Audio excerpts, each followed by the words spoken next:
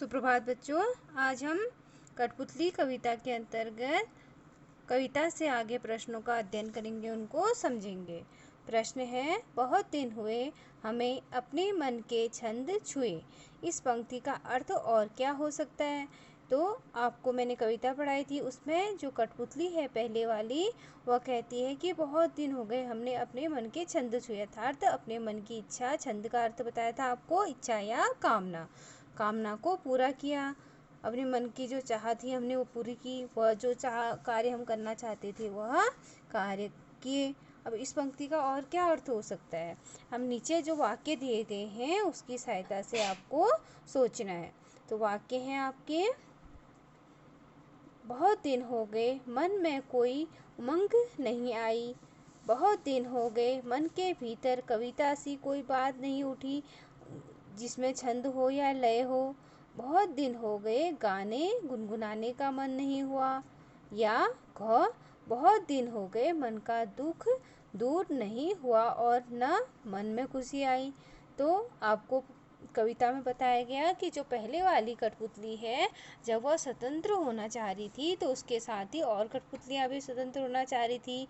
अब वह कहती है कि बहुत दिन हो गए हमने अपने मन के छंद छुए, अपने मन की इच्छा पूरी की है। अपने मन जो हमारा मन चाह रहा था, जैसा हम चाह रहे थे अपनी इच्छा अनुसार कार्य करे हुए हमें काफ़ी समय हो गया, ऐसा वह कठपुतलियाँ कहती हैं। अब वो ऐसा इसलिए कहती हैं कि उन्होंने अपनी इच्छा को व्यक्त नहीं किया। जो उनके अंदर पीड़ा थी, जो उनके अंदर कष्ट था, वह उनके अंदर ही रह गया, क्योंकि वह बहुत दिनों से दूसरे की इच्छा अनुसार कार्य कर रही थी।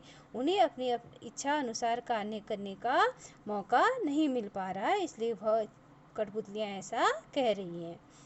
अब प्रश्न नंबर 2 है, नीचे दो स्वतंत्रता आंदोलनों के वर्ष दिए गए हैं। इन दोनों आंदोलनों के दो स्वतंत्रता संग्राम सेनानियों के बारे में लिखना है आपको। अब बच्चों, आप जानते हो हमारा देश पहले अंग्रेजों के अधीन था, अंग्रेजों का गुलाम था। तो हमारे देश को आज़ाद कराने के लिए स्वतंत्रता संग्राम लड़ा गया। तो पहला जो स्वतंत्रता संग्राम लड़ा गया वह 1857 को लड़ा गया। अब जिसका मुख्य केंद्र क्या थे? मंगल पांडे थे, क्योंकि उन्होंने सबसे पहले क्रांति की शुरुआत की। उन्होंने कहा था, उनको वो क्या थे, एक सैनिक थे, तो उनको एक कारतूस दिया गया था जिसमें गाय की चर्बी लगाई गई थी।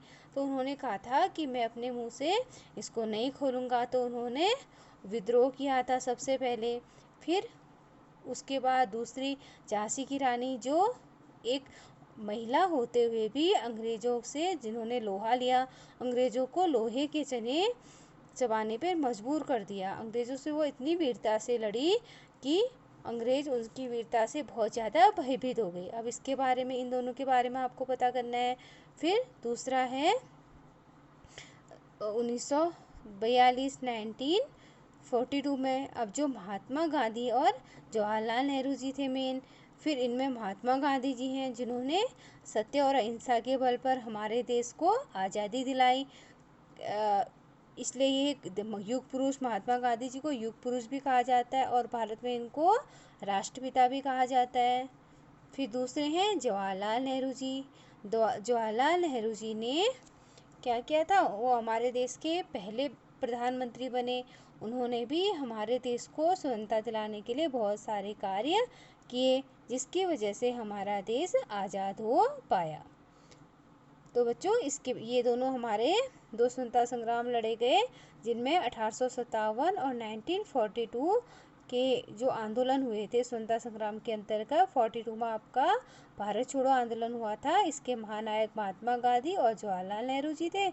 और जो 1857 में प्रथम स्वतंत्रता संग्राम हुआ था, उसके दो महानायक, एक महानायक तो मंगल पांडे थे, दूसरी महानायिका झांसी की रानी लक्ष्मीबाई जी थी।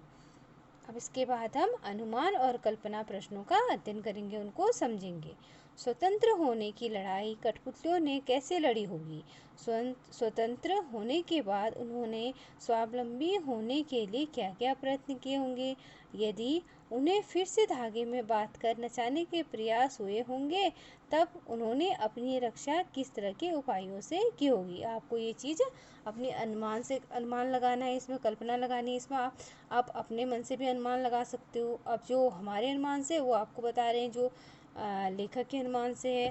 स्वतंत्र होने की लड़ाई कठपुतलियों ने अपने हाथों और पैरों के बंधे तांगों को तोड़कर लगी। जैसा कि कवि ने कहा कि कठपुतली ने कहा था, ये धागे क्यों हैं मेरे पीछे आगे, इन्हें तोड़ दो, मुझे मेरे पैरों पर छोड़ दो। स्वावलंबी होने के लिए उन्होंने पैरों पर खड़ा होना, अपना नृत्य प्रस्तुत किया होगा। यदि उन्हें फिर से धागों में बांधकर नचाने के प्रयास हुए होंगे तब उन्होंने विद्रोह करके नाचने से इनकार कर दिया होगा।